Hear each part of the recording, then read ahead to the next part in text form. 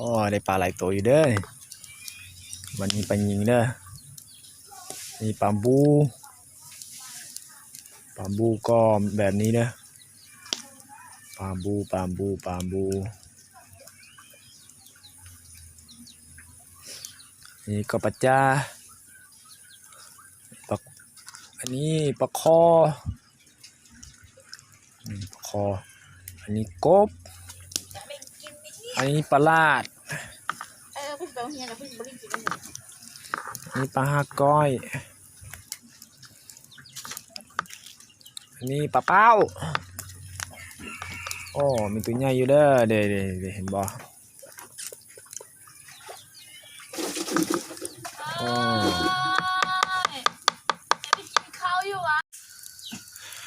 ปิ้งปลากินตอนเช้านี่เด้อปลาหามาจาก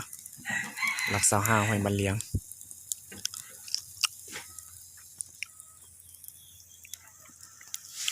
โอ้เป็นตาแซ่บปิ้งสดเด้อตำแจ่วลงกระจำตำแจ่วเด้ออย่างเด้อยังหลายอยู่ได้นี่อันนี้ก็กินยุ่งห้วยมาหอบ้านเลยเหลือบ่ไหลละปลาซานี้นี่3-4เอาเลยเด้อ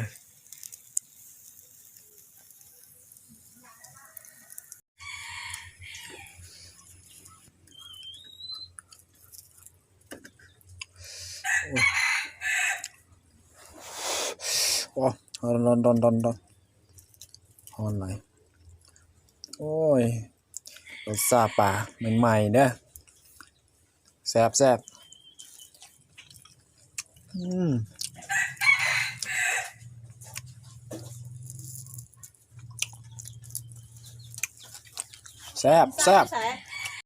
ปิ้งปลาพันปลาเด้อพันปลาเป็นหอม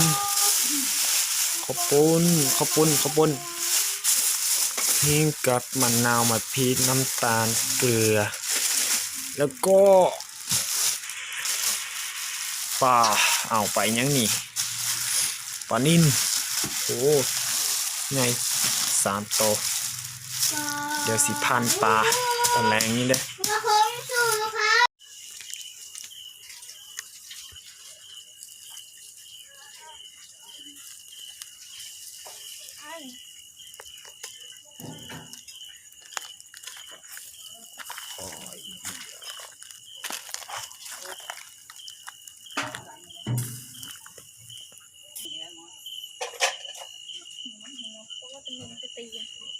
ต้องยังคมดิ้นบ่อย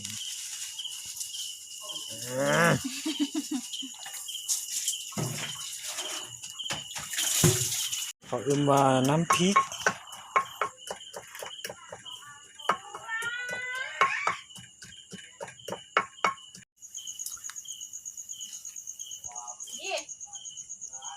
มากแล้วบ่พามันตั้งกลางมันจะยืดง่ายอันนี้ออกก่อนน้องจะติดกันแล้วก็นี้พี่จะมากินพันกบใช้ไฟก่อนบ่เห็นพันกบพี่มื้อนี้สลองยังไงเด้อได้กินเมนูแปลกอันนี้ปลาหามันจะห้วยอันนี้ปลาพันมีสิพันปลาเด้อเป็นโดนกินเท่านึงเด้ออันนี้ปลาบูเด้อนี่ปลาบูเด้อมีปลาคอมีปลาหากอยเด้อปลาหากอยนี่มันเอามาทอดกินกับตำนี่โอ้โคตรแซ่บอันนี้ปลาลาดเด้อนี่กินปลากระเป๋าดิปลาลาดเอาปิ้งสักนิดก่อนเอาไปปิ้งก่อนเต่ากำลังปิ้งปลานิลตัวนึง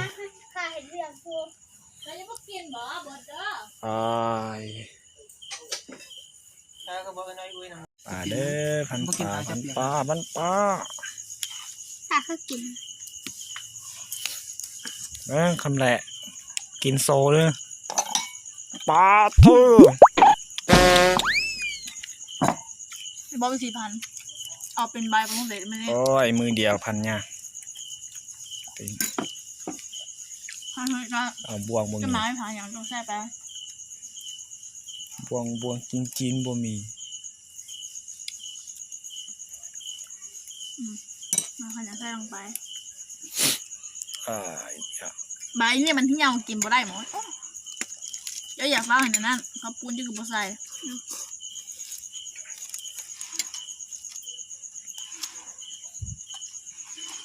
อ่ะ แล้วม้วนมันก่อนจึงนะยาว เนื้อปลาโซก่อนอ๋อเดี๋ยว 3 ตัวนี่โลครึ่ง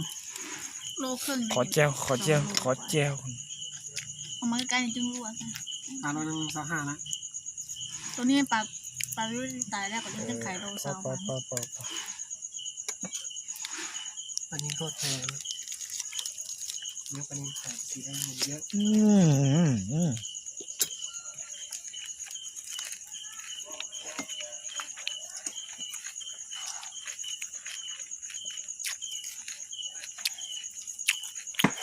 มันต้องคำลากินเด้อ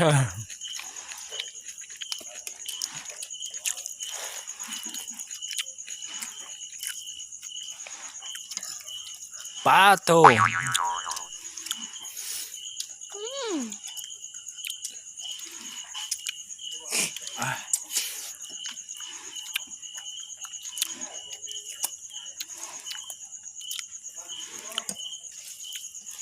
สียดายบ่มีขาตั้งกล้องตั้งกล้องกินโชว์ปลาเท่าใส่เติมอีก เตาสุกเนื้อหลายย่อยเลย ตอนนี้ยังไม่สุกก็เอาไปปิ้งไหม เขาเลยไอ้จะกับบ่ไทยคนเนี่ยไอ้ เฮามาสเตอร์เชฟมือใหม่ มาได้ตอน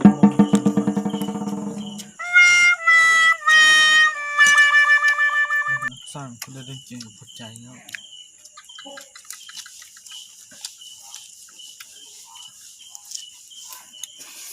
เจ้าของให้เรา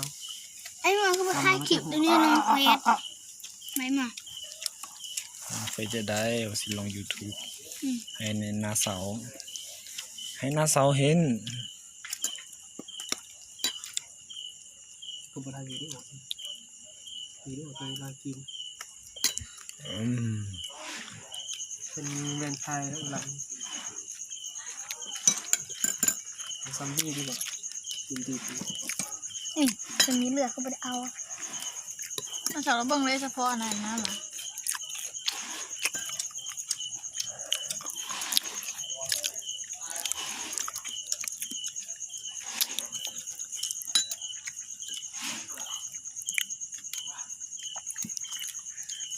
จุดสีกับปลาตัว ปูนเพิ่งใส่น้ำเจียวไหลเป็นไหลจนล้นมน ปลาพอไปปิ้งกินไว้กันนั่นแหละเผาเอา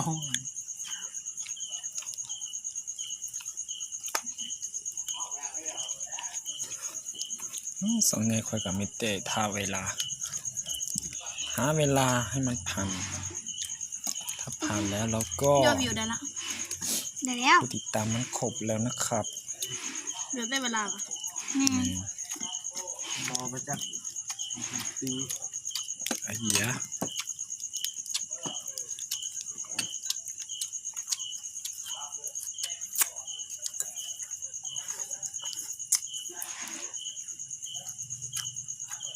พ่อไม่ต้องเส้นไหล มันก็คมเกินมั่ว มั่วไทยควัน มาสองเดินมาพ่อท้องกิน ใส่กินข้าวก่อนใส่ มากินพันปลา ปลาก่อน ท่านไปเลย พันปลา